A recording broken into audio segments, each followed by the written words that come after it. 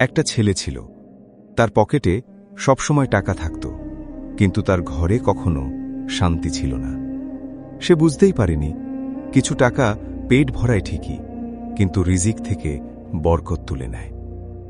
গল্পের শেষটা শুনলে আপনি হয়তো আজ থেকেই নিজের ইনকাম নিয়ে ভাববেন। রাহাত নামে এক ছেলে ছিল। ছেলেটা খুব গরিব পরিবার থেকে বড় হয়েছিল। ছোটবেলা থেকেই তার একটা স্বপ্ন ছিল, অনেক টাকা কামাবে।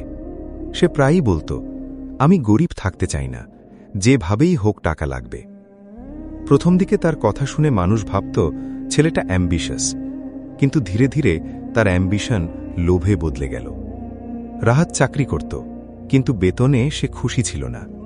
সে ভাবল সৎ পথে টাকা আসতে অনেক দেরি, শর্টকাট ধরতে হবে। তারপর এক বন্ধুর মাধ্যমে সে অনলাইন কিছু স্মার্ট কাজ শুরু করল। বাইরে থেকে কাজটা খুব নরমাল দেখাত, কিন্তু ভেতরে ভেতরে সেখানে ছিল মিথ্যা কথা, মানুষকে ভুল বুঝানো, ফেক প্রমিস আর হারাম ইনকাম। প্রথম মাসেই রাহাতের হাতে অনেক টাকা এলো। সে নতুন ফোন কিনল, নতুন জামা কিনল, বন্ধুদের খাওয়ালো। সবাই বলল, ওয়াও, রাহাত তো লাইফে উঠে গেছে। কিন্তু শুধু একজন মানুষ খুশি হতে পারলেন না। তিনি ছিলেন তার বাবা। একদিন রাতে তার বাবা তাকে ডাকলেন, বললেন, বাবা, টাকা আসছে ভালো কথা, কিন্তু এই টাকার মধ্যে শান্তি আছে তো?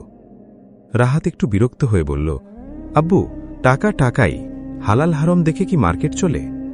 বাবা চুপ হয়ে গেলেন। শুধু একটা কথা বললেন, সব টাকা রিজিক না বাবা, কিছু টাকা পরীক্ষা। রাহাত হাসল। সে এসব কথা ওল্ড মেন্টালিটি ভাবত।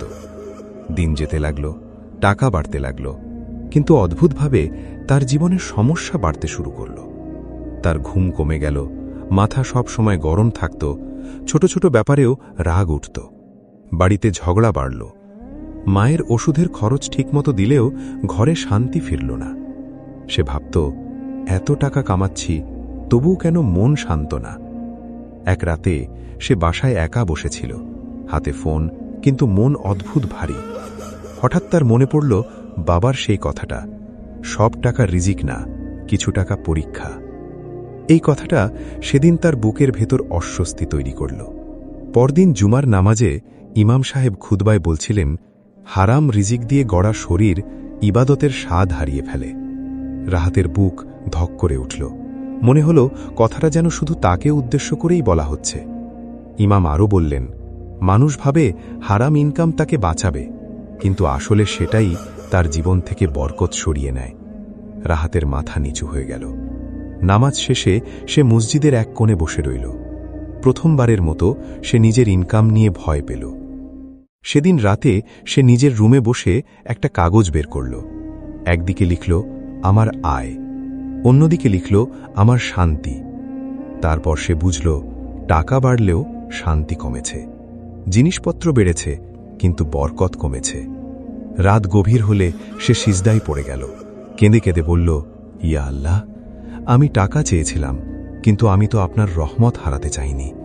আমি ভুল করেছি, আমাকে হালাল রিজিকের রাস্তা দেখান।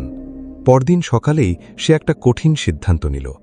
যে কাজ থেকে হারাম ইনকাম আসত, সে কাজটা ছেড়ে দিল। বন্ধুরা বলল, পাগল নাকি, এত ইনকাম ছেড়ে দিচ্ছিস? সে শুধু একটা কথাই বলল, যে টাকা আমাকে আল্লাহ থেকে দূরে নেয়, সে টাকা আমার না। শুরুটা খুব কঠিন ছিল। টাকা কমে গেল, লাইফ সিম্পল হয়ে গেল, কিন্তু অদ্ভুতভাবে তার ঘুম ফিরল, রাগ কমল, নামাজে মন বসল, ঘরে শান্তি ফিরল। একদিন তার বাবা চুপচাপ তাকে দেখে বললেন, এইবার বুঝলি বাবা, বরকত কাকে বলে? রাহাতের চোখে পানি চলে এলো।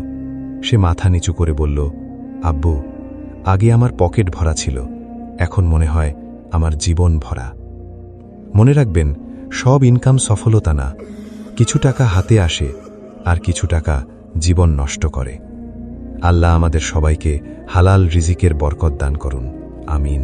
আর এই ধরনের ভিডিও পেতে চ্যানেলটা অবশ্যই সাবস্ক্রাইব করে রাখবেন এবং ভিডিও ভালো লাগলে একটা লাইক করবেন। দেখা হবে নতুন কোনো ভিডিওতে। আল্লাহ হাফেজ।